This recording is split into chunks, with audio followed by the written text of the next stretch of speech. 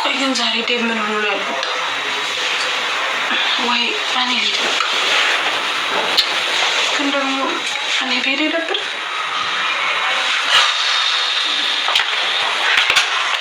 አደይ አቤት። ዴቭ ትንሽ ራሱን አሞታል እንጂ ራስ ምታት መድኃኒት ውሃ ይዘሽለት ሂጂ። እኔ ልተኛ።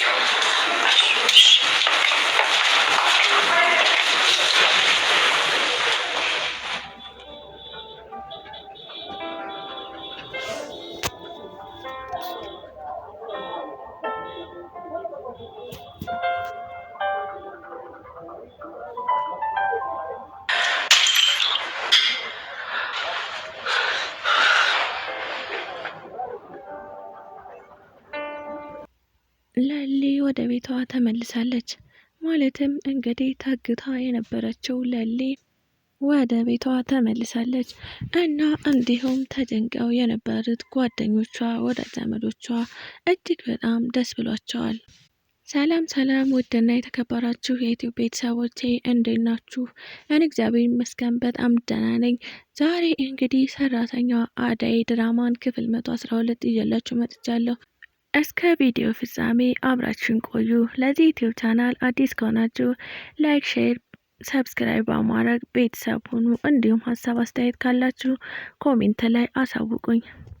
ዛሬ እንግዲህ ለሊ ወደ ቤቷ ተመልሳለች። እናም እጅግ በጣም ደስ የሚል ነገር ነው። አደይ ቤተሰቡን ሙሉ ይዛ ስትፈልጋት እንደነበረ ሁላችንም የምናውቀው ነው። እናም ዛሬ እጅግ በጣም ደስ ብሏታል። የለሊ መገኘት ሁላችንም ስንጠብቀው ነበረ።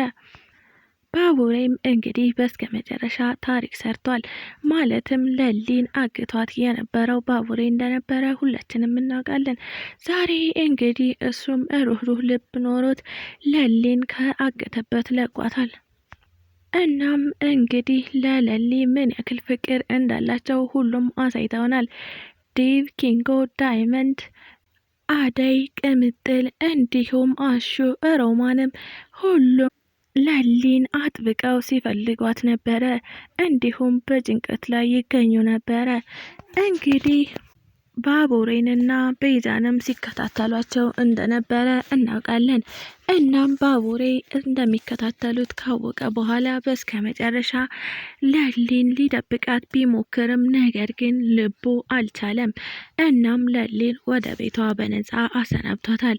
ለሊም እንግዲህ ባቡሬ እጅግ አድርጌ አመሰግናለሁ፣ ነገር ግን አንተ እኮ አደጋ ላይ ነህ፣ አንተስ እንዴት ትሆናለህ? በማለት ለሊ ለባቡሬ ያላትን ወይም ደግሞ የተሰማትን ስሜት ነግረዋለች።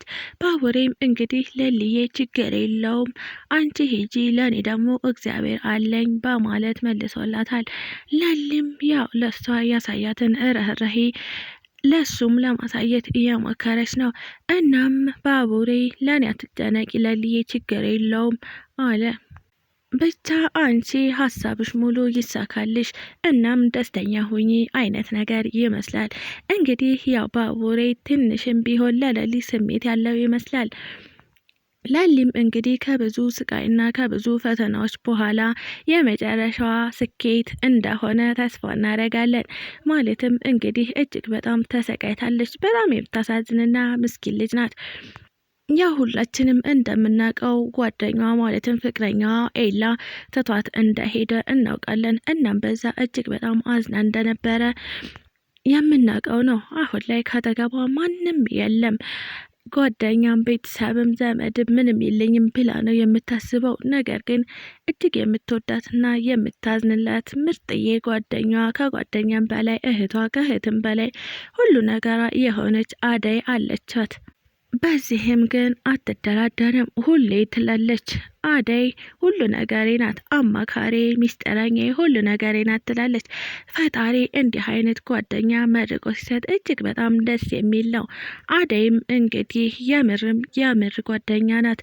ማለትም ለለሊ እጅግ በጣም ነው የተጨነቀችው። ብዙም መስዋዕትነት ብዙም ዋጋ ከፍላለች። ከአሰሪዎቿን ቤት ስራዋን ሳታስቀድም ጓደኛዋን በማስቀደም ወጥታ በመፈለግ እንዲሁም ጓደኞቿንም ሳብስባ ስለለሊ ያለውን ነገር በማስረዳት ጓደኞቿም አብረዋት እንዲፈልጉ በማድረግ ብዙ ዋጋ ከፍላላታለች። እንግዲህ በስከ መጨረሻም የልፋት ዋጋዋን አግኝታለች። እናም ሰው የሰራውን የልፋት ዋጋውን ሲያገኝ እጅግ በጣም ደስ ይላል። እንግዲህ ሁላችንም ደስ ብሎናል። ባቡሬም እንግዲህ ለሊም በማገቱና በማሰቃየቱ እጅግ በጣም ቢያናድደንም ዛሬ ግን እጅግ አድርጎ ክሶናል። እናም የለሊ ፈተና በዚህ ይበቃሻል አይነት ነገር ነው።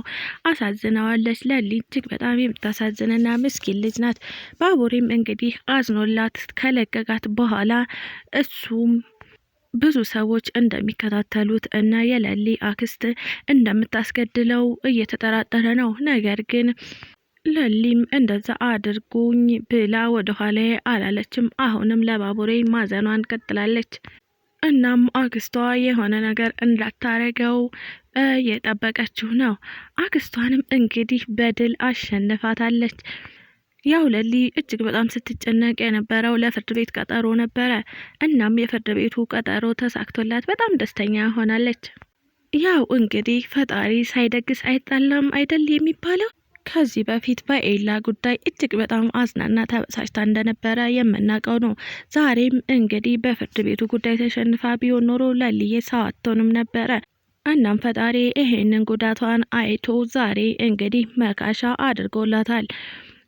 ያው እንግዲህ ባቡሬን ወደ ህይወቷ ያመጣው ምናልባትም በምክንያት ይሆናል። ማለትም ኤላ ትቷት መሄዱ በጣም አሳዝኗት ስለነበረ አሁን ደግሞ እግዚአብሔር እንደ መካሻ አድርጎ ባቡሬን ሊሰጣት ይሆናል። እናም ባቡሬና ለሊ ፍቅረኛሞች ቢሆኑ እጅግ በጣም ደስ የሚል ይሆናል። ማለትም እንግዲህ እሱ ሀሳቡን ቀይሮ ውጭ መሄዱንም ቀይሮ ይሄንንም አሁን የጀመረውን ስራ አቁሙ ሌላ ስራ ጀምሮ ለሊም እንግዲህ ወደ ራሷ ተመልሳ ኤላንም እረስታ ከባቡሬ ጋር ብትሆን እጅግ በጣም ደስ ይላል። በሌላ በኩል ደግሞ ቲና ናት። ቲና የምትባል አስቀያሚ ልጅ አለች ልክ እንደ ቤዛ። እናም አደይንና ዴቭን ለመለያየት ደፋ ቀና እያለች ነው። ነገር ግን የነሱ ፍቅር ብረት መዝጊያ የሆነ ፍቅር ነው። እናም በፍጹም ሊለያዩ አይችሉም። ነገር ግን ቲና አሁንም ጉዞዋን እንደቀጠለች ነው። ማለትም ዴቭን እጅግ አድርጋ ታፈቅረዋለች። ፍቅርም በተመሳሳይ ፍቅርም ዴቭን ታፈቅረዋለች። እናም እንግዲህ አደይና ዴቭን ለማለያየት የተቻላቸውን ርቀት እየተጓዙ ይገኛሉ። ነገር ግን አደይና ዴቭ በፍጹም አይለያዩም። ዴቭና አደይ ያው እስካሁን ይፋ ያልወጣውን ፍቅራቸውን እያጣጣሙ ይገኛሉ። በየመካከል አስቀያሚ ነገሮች ቢፈጠሩባቸውም እየተቋቋሙ ነው። ማለትም ሊያጣሏቸው ሊያለያዩቸው የሚሞክሩትን ሰዎች እየተቋቋሙ ይገኛሉ። እንግዲህ ፈጣሪ ያጣመረው ማንም አይለየውም። ፍቅራቸውን ያብዛላችሁ እያልን ጥሩ ምኞታችንን እንገልጽላችኋለን። ስለተከታተላችሁኝ እጅግ አድርጌ አመሰግናለሁ። ለዚህ ዩቲዩብ ቻናል አዲስ ከሆናችሁ ላይክ፣ ሼር፣ ሰብስክራይብ በማድረግ ቤተሰብ ሁኑ።